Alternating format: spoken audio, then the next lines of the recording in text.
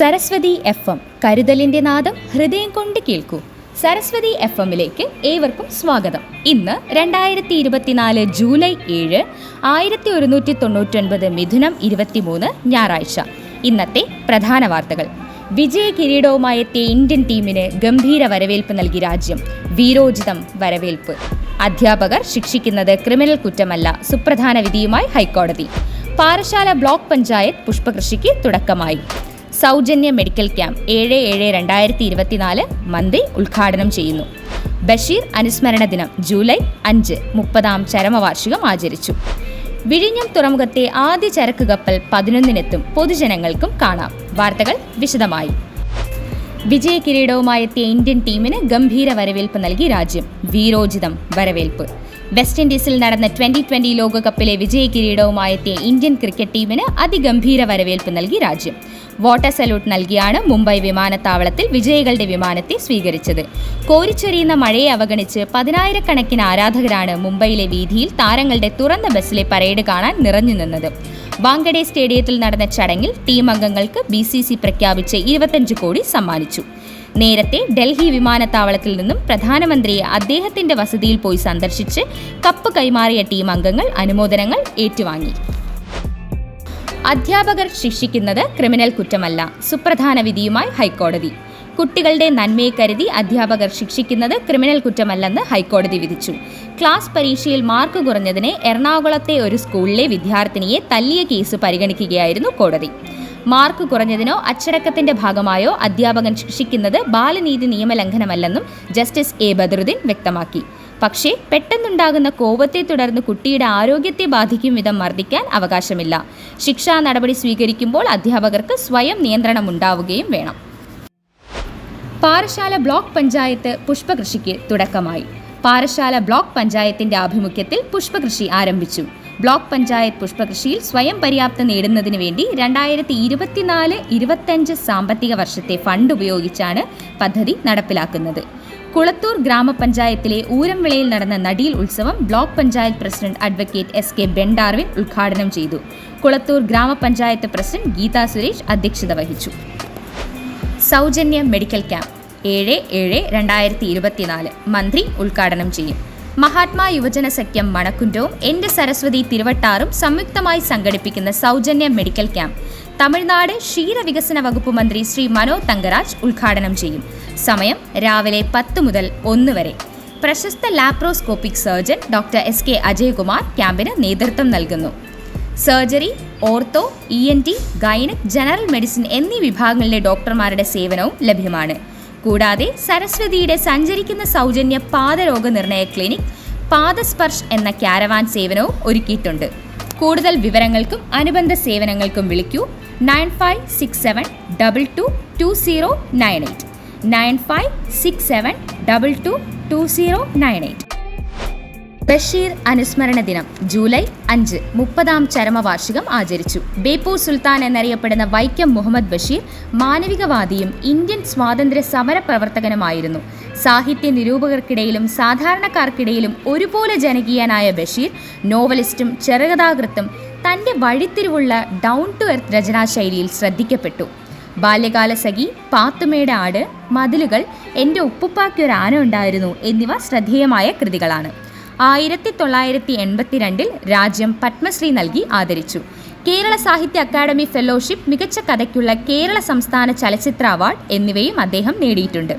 1993 വള്ളത്തോൾ പുരസ്കാരവും ലഭിച്ചു. വിഴിഞ്ഞം തുറമുഖം ആദ്യ ചരക്ക് കപ്പൽ 11-ന് എത്തും. പൊതുജനങ്ങൾക്ക് നേരിട്ട് കാണാം.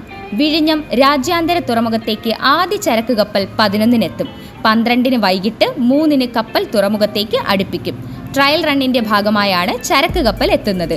മുഖ്യമന്ത്രി പിണറായി വിജയന്റെ നേതൃത്വത്തിൽ മന്ത്രിമാരും ഉന്നത ഉദ്യോഗസ്ഥരും ഉൾപ്പെടുന്ന സംഘം ആദ്യ ചരക്ക് കപ്പലിന് സ്വീകരണം നൽകും. കഴിഞ്ഞ ഒക്ടോബറിൽ ആദ്യ കപ്പൽ വിഴിഞ്ഞം തുറമുഖത്ത് അടുത്തപ്പോൾ സ്വീകരിച്ച മാതൃകയിൽ പൊതുജനങ്ങൾക്കും പരിപാടി നേരിട്ട് കാണാൻ അവസരമൊരുക്കും. ഇനി ആരോഗ്യമുത്തുകളിൽ ഡോക്ടർ SK അജയ്കുമാർ. പ്രിയമുള്ളവരെ, ഇന്നത്തെ ആരോഗ്യമുത്തുകളിൽ നമ്മൾ ചർച്ച ചെയ്യുന്ന വിഷയം പാൻക്രിയാസ് ഗ്രന്ഥിയുടെ നീർവീഴ്ച അഥവാ പാൻക്രിയറ്റൈറ്റിസ് എന്നതാണ്. നിങ്ങൾക്കെല്ലാവർക്കും അറിയാം, പാൻക്രിയാസ് എന്ന ഗ്രന്ഥി ദഹനത്തിനും പ്രമേഹം വരാതെ തടയുന്നതിനും മറ്റുമുള്ള ഒരു പ്രധാനപ്പെട്ട വയറിലെ അവയവമാണ്. പാൻക്രിയാസ് എന്ന ഗ്രന്ഥിക്ക് ഇൻഫെക്ഷൻ അഥവാ ഇൻഫ്ലമേഷൻ വരുന്ന അവസ്ഥയാണ് പാൻക്രിയറ്റൈറ്റിസ്. നമ്മുടെ നാട്ടിൽ ധാരാളം പാൻക്രിയറ്റൈറ്റിസ് കാണാറുണ്ട്. അതിലേറ്റവും പ്രധാനം പിത്തസഞ്ചിയിലെ കല്ല് വരുന്നവർക്കുള്ള ഗോൾ സ്റ്റോൺ പാൻക്രിയറ്റൈറ്റിസ് ആണ്. രണ്ടാമത്തേത് മദ്യത്തിൻ്റെ അമിത ഉപയോഗം മൂലം ഉണ്ടാകുന്ന ആൽക്കഹോളിക് പാൻക്രിയറ്റൈറ്റിസ് ആണ്.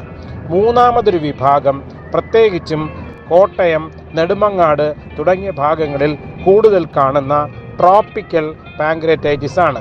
അതിന് നമ്മുടെ നാട്ടിലെ മരച്ചീനിയുടെ ഉപയോഗവുമായി ബന്ധപ്പെട്ട് ഒരു കാരണമായി പറയുന്നു.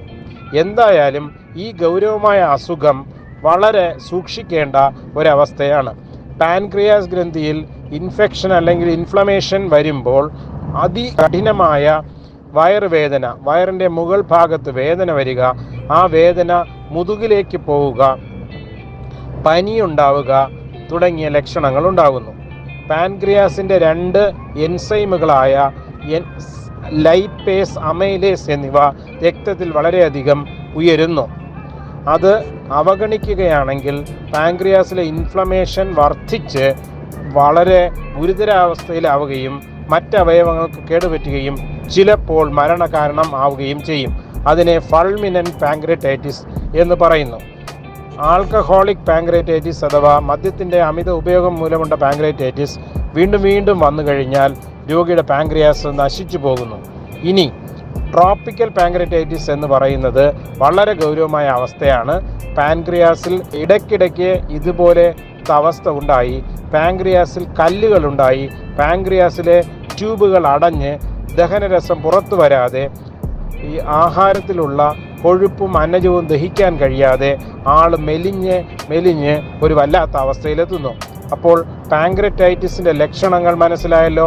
പാൻക്രിയറ്റൈറ്റിസ് തടയുവാനുള്ള പ്രധാന മാർഗം എന്ന് പറയുന്നത് ഗോൾ സ്റ്റോൺ അഥവാ പിത്തസഞ്ചിയിലെ കല്ലുണ്ടെങ്കിൽ അത് ഉടൻ തന്നെ ചികിത്സിച്ച് മാറ്റുക, മദ്യം ഉപയോഗിക്കാതിരിക്കുക, പാൻക്രിയാറ്റൈറ്റിസ് ചെറിയ തോതിൽ വരുമ്പോൾ തന്നെ അത് രോഗകാരണം കണ്ടുപിടിച്ച് ചികിത്സിക്കുക തുടങ്ങിയവയാണ്.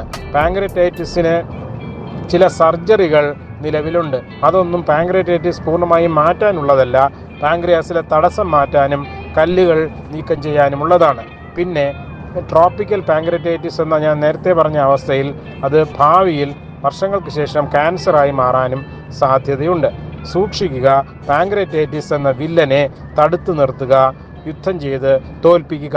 അടുത്ത ആഴ്ച മറ്റൊരു വിഷയമായി കാണുന്നതുവരെ നന്ദി, നമസ്കാരം.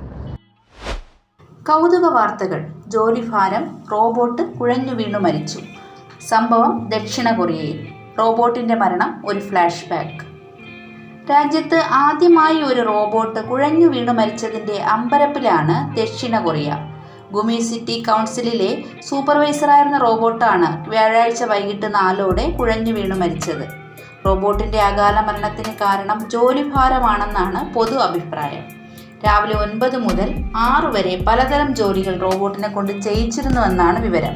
വീഴ്ചയുടെ കാരണം വ്യക്തമല്ലെങ്കിലും റോബോട്ടുകളുടെ ജോലിഭാരത്തെക്കുറിച്ചും അതുണ്ടാക്കുന്ന പ്രത്യാഘാതങ്ങളെക്കുറിച്ചുമുള്ള ചർച്ചകൾക്ക് സംഭവം വഴി തുറന്നിട്ടുണ്ട്.